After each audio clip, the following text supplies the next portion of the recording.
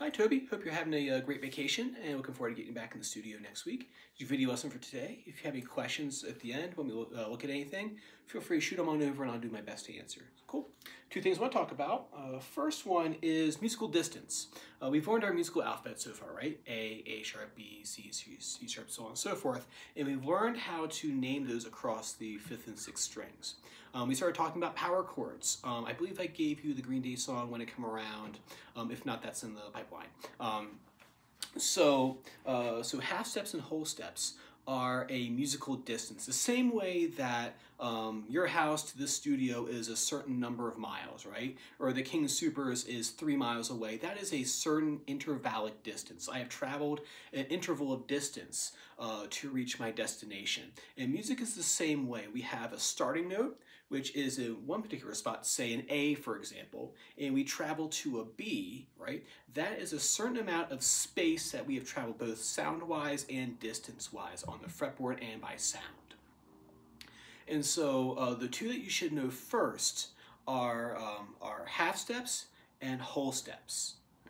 And so what a half step is the distance of 1 fret traveled, or the next letter in the musical alphabet. All there is to it. So to give you an example, say if we take the musical alphabet starting on A, and I go A and I go to A sharp, when I have that distance from A to A sharp, or on the guitar, E, F, F sharp, G, G sharp, A, right? I have that A, and I travel 1 fret, I have traveled a half step, written as a fraction, 1/2, right? So I have that distance of a half step, A to A sharp. That's how far I've traveled. I can go in either direction with that. It doesn't have to be up. It could also go down, right? So I could have A to G sharp. That is also a half step distance, right? So just like I said, the same way, these are called intervals. Intervals are a certain amount of distance that you have traveled in sound and on the fretboard, right? They're both the same. So if I travel from an A to an A sharp, that is the distance of a half step going up. And if I go from A to G sharp, that is the distance of a half step going down. Right? And then you have another distance that you should know, which is called the whole step. Basically 2 half steps put together, half an apple, we stick them together as a whole apple, we have a whole step. And as you can probably guess, that is the distance of 2 frets away. Right? Now, if I start here on this A, again, I go up 2 half steps, which is really a whole step, right? Because half plus half is a whole, is 1.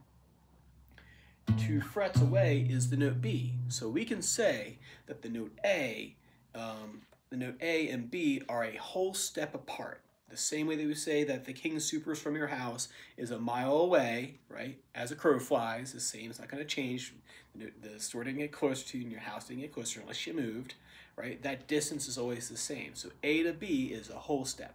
If I go the opposite way, if I go back down, A, and I go down a whole step this way across 2 frets, that is the note G right there. So I've traveled from A down to a G. Right? And then from A to a B, I have traveled the distance of a whole step. Right? So 2 things to take away is that you have a half step, which is 1 fret, and then a whole step, which is 2 frets. Right? And then those are called intervals, how far you've traveled. Right? There are many different intervals that we have. They're important to know, but like I said, these 2 are the most important to know right now. And the reason why it'll be important later on, we're going to go on a concept called string bends. It's in our basic solo guitar book. You can have string bends that are a half step and a string bend that are a whole step, but we'll talk about that another time. The assignment I'd like you to do is while you're having downtime or you're bored on the plane or something like that, you can sit there and think about A to A sharp half step, A to B is a whole step, B to A is a whole step going down. B to A sharp is a half step going down. Kind of see if you can do them in your head. You might want to do them on paper at first, but I find it more beneficial if you can do them in your head because that helps you get faster at them. Right? Work on that for me. And then second is Green Day's When It Come Around. I am almost certain that I gave you the first part of the song last time you were in here.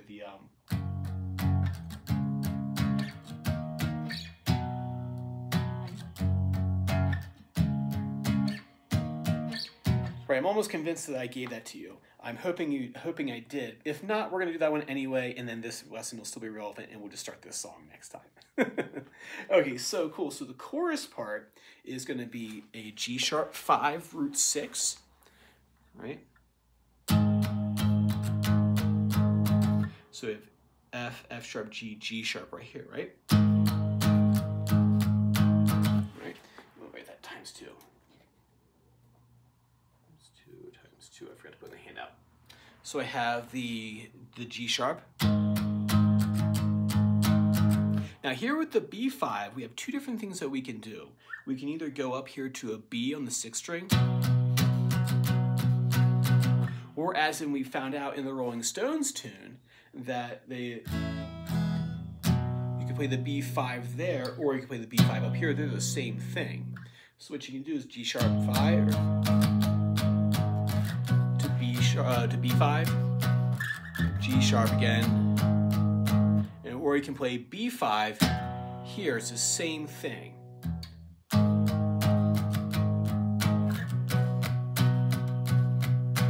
down, down, down, down, down.